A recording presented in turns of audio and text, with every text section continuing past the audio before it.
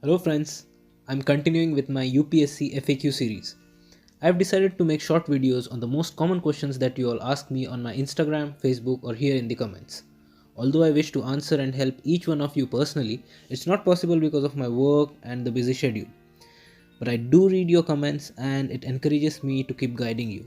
So whenever I have time, I will make such short videos on common issues. My viewpoint may differ from other toppers, so please use your discretion and take what suits you. For previous FAQ topics like these, see the earlier videos on our channel. Also, if you have any doubts, please feel free to connect with me on Instagram or on Twitter. I will read your messages and make further videos on these topics. So coming back to today's topic, the common questions that I get are, I read a lot, I remember it temporarily, but then I forget. There is so much to read, how should I remember everything? I read something new and then I forget everything that I have read before. I remember it now, but I cannot remember it during the exam. I was not a sharp student in my college. Maybe it's just too much for me. Maybe ये मेरे बस का नहीं है. So let me tell you friends, we are different people. We have different brains, different abilities and different strengths. Not everyone has the same memory power. So we have to identify our strengths and weaknesses and play to our strengths. We have to be more creative and adapt new techniques. If you take a look at the UPSC examination, the prelims is mostly memory based. And although mains and interview are analytical, but memory plays a crucial role.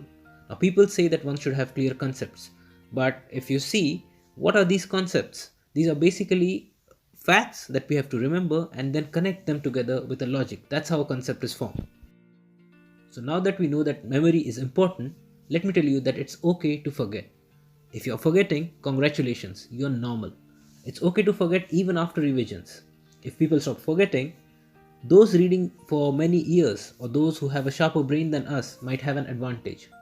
We should remember that everyone forgets, but not everyone forgets selectively. We have to train our brain in that way.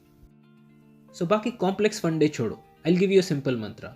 देखो सबसे important है that we have to remember stuff in exam. For that we need effective revisions. And how do we make it effective? By two things. One is proper study techniques and proper revision schedule. So let's go through them one by one. First is study techniques. First reading. First reading is extremely important. In this reading itself, you have to memorize or conceptualize whatever you are reading, otherwise there is no use. If you are reading a page, you either have to form a good memory of it, उसको याद कर लो, या फिर form concepts, वरना पढ़ के कोई फायदा नहीं है. Identify what you are going to forget easily, mark it well. Compile. Compile things from different sources into one source. The lesser the number of books for revision, the better. Create your own success notes. Now what are success notes? These are the short notes that you are going to use for successful revision. It should consist of heading, keywords and key facts and figures. For quick revision, the principle is when you make a success note or a short note, it should take 1/10 of the time that it has taken for you to read the original page. So if you are reading something in 60 minutes, it should take you 5 to 6 minutes to complete it through your revision notes. Now I'll tell you the importance of visual memory. When you read the same thing from the same book, same page with markings, writings, with sticky notes, it helps you in forming good visual memory and you can recollect it during the exams. If you find something important on the internet, take screenshots, take photos and make separate folders of it. Also, the importance of audio repetitions. Audio repetitions or recordings are important because when you record something in your own voice, you are focused and you can stress on the important parts of it.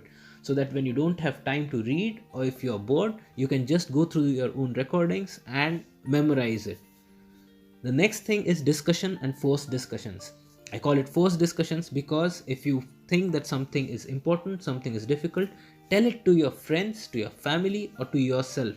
When you do that, you kind of revise the thing and memorize it better. And then there are memory techniques like mnemonics and flowcharts. You already know about it. For effective revisions, it is important to know what and when to revise. What to revise? As we have discussed, our own success notes. And when to revise it? During the revision hour, which is 1 hour every morning before starting the study, and the edge hour, which is going to give you an edge over the competition, half an hour every night before sleeping. I know it does sound like a doctor's prescription, but take it from me, it has helped me. So the timing of these hours is important. If you wish to know about it in detail, check the prelims and mains videos in our Another important question is how many revisions do we need? Some people say that they have completed 3, 4, 5, 6 revisions. Do we need so many revisions? No. One good reading and one final revision with multiple small revisions throughout the year by means of our revision hour, edge hour is enough. We should also have some schedule with us. So daily force yourself to remember what you have read last day, last week in the revision hour. Try to remember the headings, and if you do that, you'll see that your confidence will rise. Weekly, every Sunday, try to revise most important success notes. And 2 to 3 months before prelims, you should start revising for prelims, dedicated time for prelims itself, because prelims needs a lot of memorization. And during this time, you need to prioritize. You cannot revise everything at once. So the sequence that I have given is polity, geography, history, economics, and then the other subjects in that sequence, and current affairs could be done simultaneously every day. This has worked for me. See if it suits you. Friends, there is a reason behind everything that is being suggested here. Also remember that you need to cut the clutter. No extra load on your brain. Your brain is already doing a lot. There are already enough books, materials to revise. Don't add too much more to it. Do not aim at revising and remembering the test papers. This is a common mistake. Tests are to identify the weak areas and to strengthen them with the help of the books that you have already read. Read it from the source that you have already done. Mark it in that source. You can make the same mistake again.